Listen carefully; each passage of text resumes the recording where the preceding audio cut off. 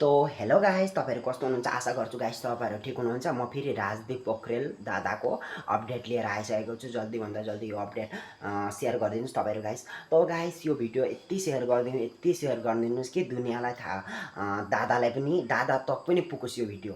राजदीप पोखरेल दादालाई पनि यो भिडियो सेयर होस् गाइस। तो गाइस मैले भिडियो बनाएको थिएँ एउटा माने दादा हराउनु भएको। तो दादा हराउनु भएको माने 2 साल भयो घरबाट नि त्यस्तो गरेर जानुभयो। तर पनि अहिले आमाले भन्नुहुन्छ मलाई बोलोस् आएर भेटोस् गाइस। हामीले त्यही कारणले उसको आमालाई भए पनि भेटाउनुपर्छ हैन। त कतिको हाम्रो जति भए पनि एउटा नेपाली त नेपाली हो नि त गाइसहरु। जति नेपाली हुनुहुन्छ यो भिडियोलाई सक्दोभन्दा सक्दो सेयर गरिदिनुस् गाइसहरु। सक्दोभन्दा सक्दो सेयर गरिदिनुस्। त म यो भिडियो वर्षा लामा दिदीलाई पनि ट्याग गर्छु। वर्षा लामा दिदीलाई पनि ट्याग गर्छु। तपाईहरु वर्षै लामाको फ्यान हुनुहुन्छ भने पनि यो दिदीलाई ट्याग गरिदिनुस्। दिदीले कतिपय मान्छे खोजिराखेको मैले भिडियो देखेको छु गाइसहरु।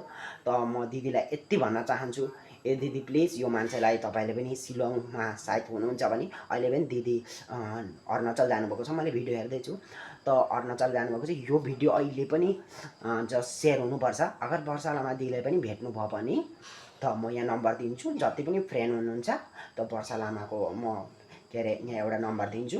त्यो मेरो नम्बर हो। त दिदीलाई जति भन्दा पनि दिदीले खोजिदिनुहुन्छ। थुप्रो मान्छे मिलाएको देखेको छु मैले। टाढाको कहाँ नेपालको कताको पनि देखेको छु मैले। त गाइस यो भिडियो प्लिज वर्षा लामालाई ट्याग गरिदिनुस्। सक्दोभन्दा जल्दी ट्याग गरिदिनुस्। त गाइस म यति भन्दै म फेरि अपडेट दिनु कोसिस गर्छु। त गाइस यो दादालाई राजदीप दादालाई खोज्नै पर्छ। त उसको घर हो राङापाडा। त यति भन्दै म फेरि अपडेट दिन्छु। ओके गाइस, त म यति भन्दै यो भिडियोलाई एन्ड गर्छु। Bye bye guys.